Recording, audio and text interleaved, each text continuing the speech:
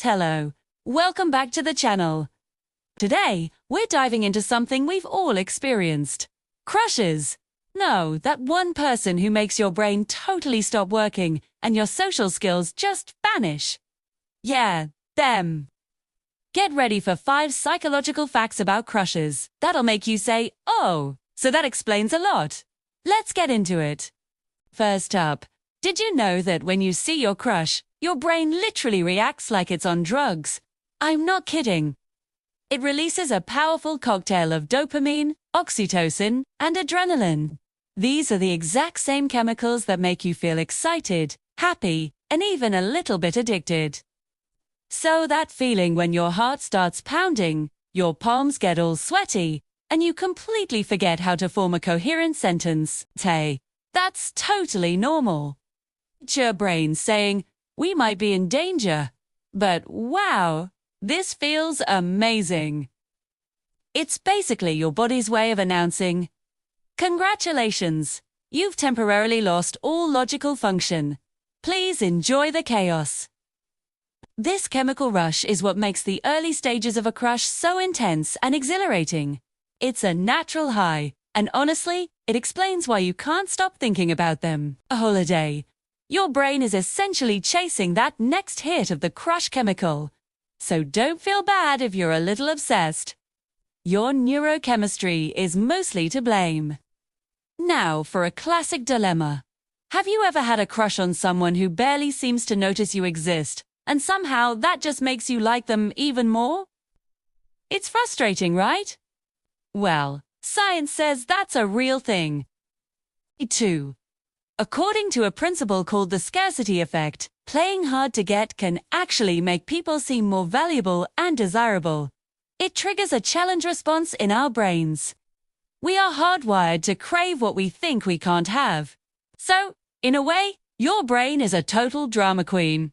It sees an emotional mountain and thinks, I must climb it. 2. This creates a cycle where the less available they are, the more your mind fixates on the prize. Meanwhile, that sweet person who actually texts you back right away, and then they get totally ignored. So sorry, Jake. It's not you. It's our brains being wired for the chase. This psychological quirk is why mystery and a little bit of unavailability can feel so magnetic. It turns the crush into a game, and your brain is determined to win. Here's a wild one that might change how you see your current crush. Crushes are about 90% imagination. I know, that sounds harsh, but hear me out. Psychologists suggest that most of the intense feelings you have aren't really about the actual person.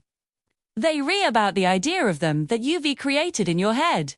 The little bits you know about them, their smile, the way they laugh at a joke, their taste in music, and your brain fills in all the gaps with perfect, idealized qualities.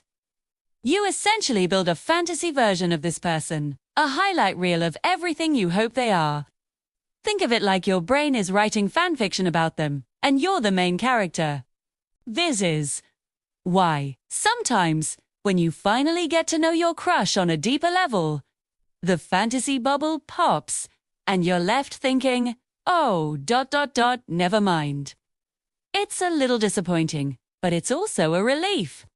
So, next time you find yourself daydreaming about your future wedding with someone you've only spoken to twice, just remember, it's not quite love yet. It's just your creative mind having a really good time. Locked eyes with a stranger across a room and suddenly felt a spark, a weird, unexplainable connection. It turns out that's not just a scene from a movie. It's a real psychological phenomenon. The psychologist Arthur Aaron conducted a famous study where he found that just 4 minutes of sustained, uninterrupted eye contact can create a profound sense of intimacy and emotional connection between two people. In some cases, participants even reported feeling like they were falling in love. That's how powerful direct eye contact can be. It bypasses small talk and taps directly into our deeper emotional centers. So technically, you don't really need dating apps to find a connection. You just need a very intense staring contest. But be warned, It's not for the faint of heart. So, you're still single. You probably blinked. That's on you. Joking aside, it's a fascinating reminder that so much of our attraction and connection happens non-verbally. A shared gaze can communicate more than 1,000 words. Okay, after all that talk of brain chemistry and fantasy, it's time for some hope. There's a very real sign that could reveal if your crush likes you back. Studies on nonverbal communication show that when we are attracted to someone, we subconsciously start to mimic their behavior. This is called mirroring. You might adopt their posture, use their favorite slang words, or even laugh in a similar way without even realizing it. It's our mirror neurons working their magic, trying to build rapport and connection. Mahaya.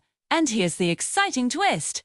If you notice your crush mirroring you, there's a very good chance they're feeling that connection too. So, the next time you're talking to them and you lean forward, see if they lean forward too.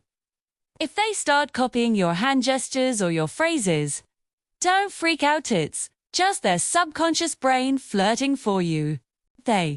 Basically, your body often knows what's up long before your conscious mind catches on. It's like a secret language of attraction, and now you know how to spot it. So there you have it, 5 psychological facts about crushes that prove your brain. It is just a hopeless romantic with occasionally terrible timing. Whether you're crushing hard right now or trying to pretend you're not, just remember that it's all a wild mix of chemistry, fantasy, and a little bit of beautiful chaos. And honestly, that's what makes having a crush so much fun. Now go text your crush or don't just maybe do you and T stare at them for a full 4 minutes unless you're really ready for a commitment. If you liked this video and learned something new, go ahead and smash that like button and be sure to subscribe for more brainy breakdowns of our everyday lives. And comment below.